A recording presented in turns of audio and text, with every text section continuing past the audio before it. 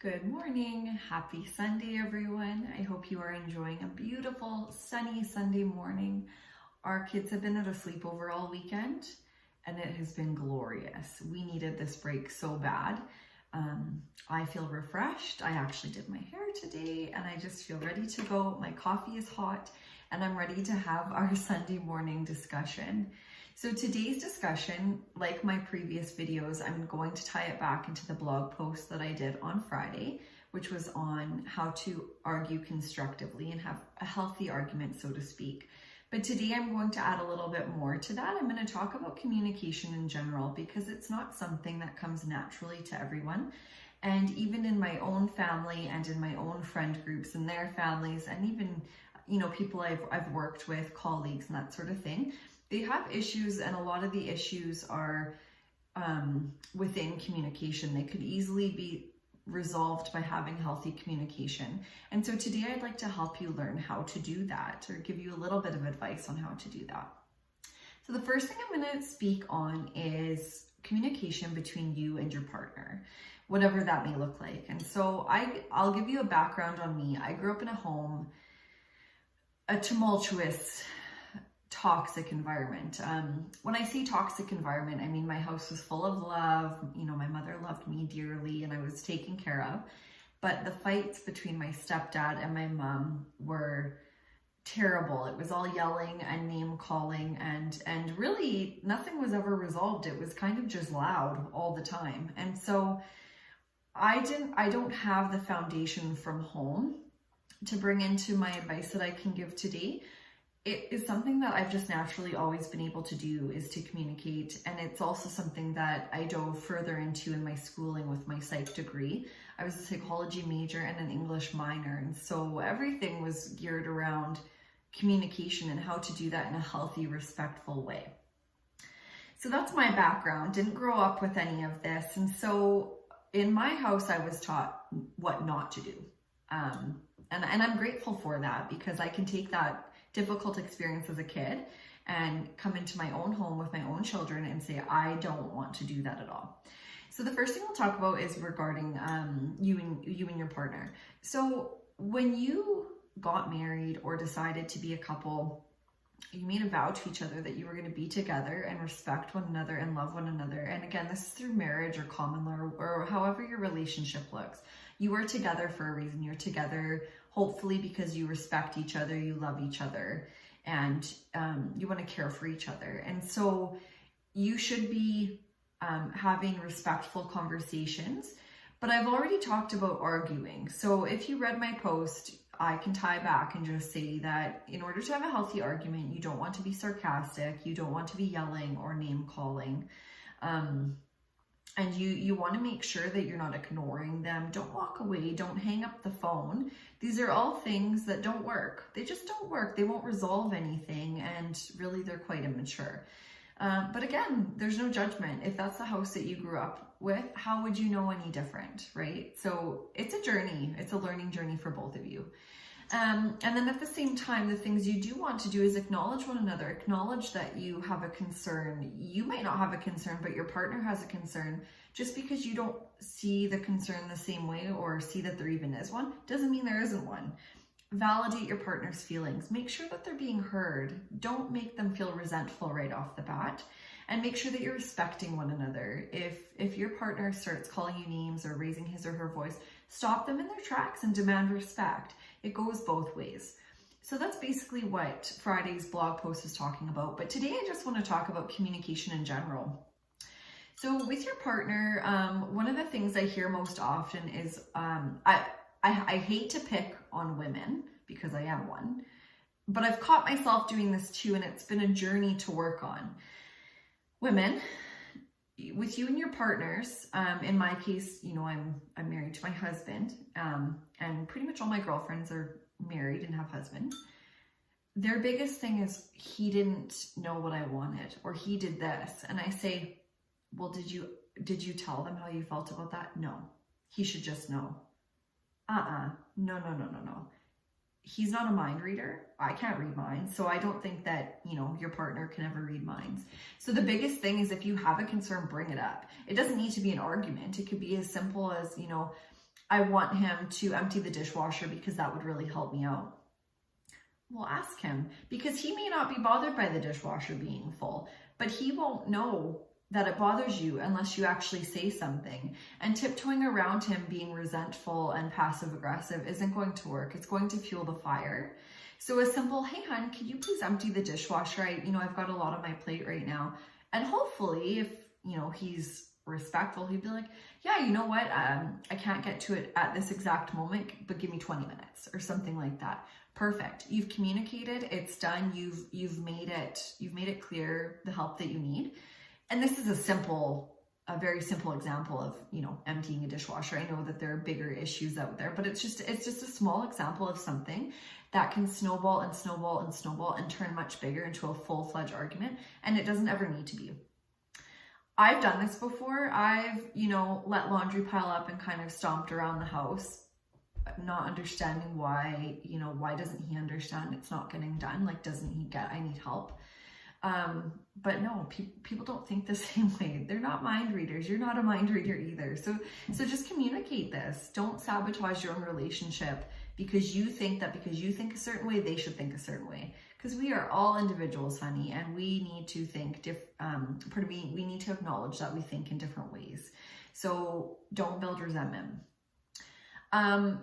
Also, if you have a concern about something regarding your relationship, if you're just not feeling completely secure in your relationship, talk about it. Talk about it. Don't let it fester. You are with your partner because you picked them and they picked you. And you should be able to talk to them about things. And if not, you're not in the right relationship, or you're not in a relationship that harvests healthy communication. And you do read, many articles saying that, communication and finances are two of the top reasons why couples split or divorce. And it's true. When one person feels like they're not being heard, it drives a wedge between both of you. And we all know couples that this has happened to. So I'm not going to go much further into that, because I think we can all understand and appreciate that communication in between two people in a romantic relationship is super vital. It's non-negotiable. It has to be there in order for the relationship to go forward and be healthy. So what I'd like to move forward with is actually how we talk to our kids. My kids are young, and so I'm just learning now about how to communicate with kids. My oldest is only 2.5. My son is 1. And so I'm communicating a little bit with my 1-year-old, but my toddler and I are really starting to communicate with one another. And so I'm learning a lot about what works for her and what doesn't. So I've already learned that raising my voice doesn't work for her. It actually just makes her cry. And I can appreciate that because I was the same way when I was little. I remember, my aunt or my mom raising their voice at me, and I would get kind of scared and I would just kind of hole up, right? Whereas if you actually sit down and talk with me, I listen to the words, I comprehend the words, and it works a lot better. So I've really been learning how to do that with my daughter. She's a toddler. She's a little spitfire. She has opinions and thoughts, and she's getting to be so independent, and I love watching it, but it's such a learning curve for me to figure out how I can respect her, but also be a parent. Because being a parent isn't about controlling your kid. It's about guiding them. And obviously you do have to have a certain sense of control within the home, but you're not controlling them. You're guiding them and kind of wrangling them in and guiding them on a path, like a healthy path. And so how I communicate with her is I talk to her. So if I can see that she won't stop crying and I'm getting frustrated, because I'm like, why is she crying? Well, I don't understand even what's going on here. Why is she having a meltdown? I sit down, I get down to her level, and I say, sweetheart, mommy doesn't understand what's wrong right now. Can you tell me what's making you feel sad? And she'll usually tell me, and then we can get to the bottom of it. We can resolve the concern. Now, she's a toddler, so there's always going to be reasons like last week it was, honey, why are you having a meltdown right now? My sock is crooked. Brittany, be patient. But these are things that we go through with toddlers. And so it's a learning curve for me. In the next breath, I have seen parents dealing with their teenagers or even, their kids who are heading into university or already in university. The silent treatment doesn't work. You can't just shut off from your kids and try to prove a point by being silent. That is so unhealthy and so damaging. Your kids should always be able to go to you for support. If you close that channel, who the hell are they going to go to? So that needs to stop. That angers me. I get it. You might need a minute to calm down or a minute to collect your thoughts. And maybe that minute will extend into hours or even for the remainder of the day.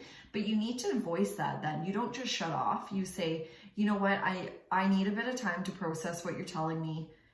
I'm not happy about it. I don't want to say anything I'm going to regret. Just give me time, give me space. That's fine. We all need space. There is absolutely nothing wrong with that. So please do not ignore your kids. They need to know that they can come to you, and it's okay to tell them that you need a breath. You're a human being. They may need a breath as well, and that's completely fine. And then the next thing I want to talk about is, even talking to your friends. So be honest with your friends. And it's the same as if you're in a romantic relationship. If you have a concern in a friendship, just bring it up to them. It doesn't have to be passive aggressive. It doesn't have to be like you're being a bully or being mean to your friend because you have a concern. Concerns are real. They're valid. And so bring those up to your friends. Passive aggressiveness, I think, and again, I don't want to put us all into one big bubble, but predominantly, I think most of us can agree that the females are the ones who become passive aggressive. And when you get girls together in a group of friends and we're all harvesting this passive aggressiveness, it can lead to super big arguments. It can lead to the text where you're at the end of the text message, you're reading, you see a period and it's like, oh, she's mad at me. I did something wrong. Well, maybe you did, and maybe she needs to learn that if she's trying to tell you she's mad at you by putting a period at the end of her sentence, that's not a healthy way to communicate that you're mad with somebody. That's actually just proper grammar. It shouldn't be used as anything else. It shouldn't be used to fuel a fire. So talk to your friends if you have an issue. Don't expect that they just know what it is, and don't just leave them hanging. That's a form of mental abuse. Have you ever asked a question to a friend and received a response to them that just seemed off to you, and then for the rest of the day they just didn't talk to you or reply to you at all, and you felt nauseous or you felt tense inside because you didn't know what was going on? That's a form of emotional and mental abuse. Don't do that. When you know that your friend is actually hurting and is experiencing these confused emotions and you're okay with that, that's not okay. Why would you ever want your friend to feel that way? So again, it boils down to healthy communication. Just talk to your friends, talk to your kids, talk to your spouse. Don't shut yourself down. Don't ignore them. Don't hang up the phone. Don't walk away. If you need a minute, say you need a minute, say you need a day, and then you'll come back and discuss it. Don't yell, don't name call. Just be present and be open and make sure that your feelings are validated and the other person's feelings are validated as well, because they're not for nothing. We feel what we feel, and it's very real. So please communicate in a healthy way. If you need assistance, if you need help with how to communicate, or you're not understanding the other person's concern, just say, you know what, can you explain further to me? I'm just not understanding. Don't get mad at them. Don't get mad at them because you can't see what they're saying. Dig further and have that dialogue. Another last point I want to make before I end this video is listen to the other person. Have you ever been in a conversation where you are talking and you can see that the other person is already figuring out what they're going to say in response before they've actually heard what you're about to say? Do you know how infuriating that is? Your voice is not more important than the other person's voice. It's not. You are on equal ground. So please, before you reply, fully listen, and not only listen, hear what the other person is saying, and then formulate your response. There is nothing more disrespectful or rude than trying to convey a point to somebody and you can tell that they're in their own head thinking of something else. Again, your voice is not more important than the other person's voice. So I'm not trying to lecture you, but communication is something that I'm pretty passionate about. It's a huge part of Fempowered in general, right? Because human interaction is what helps to build us. And if you're not doing it in a healthy way, how are you going to build a healthy foundation for yourself? I just want you to be the best that you can be in your relationships, in your careers, in school, in whatever you're pursuing. If you do have any further questions about communication, please reach out to me. My email is on my website. I'm happy to help if you do have a concern. I'm here for you. Have a great Sunday. Go enjoy some sunshine, some family time, some time with your friends, and don't forget to social distance. Be kind to one another and have a good one.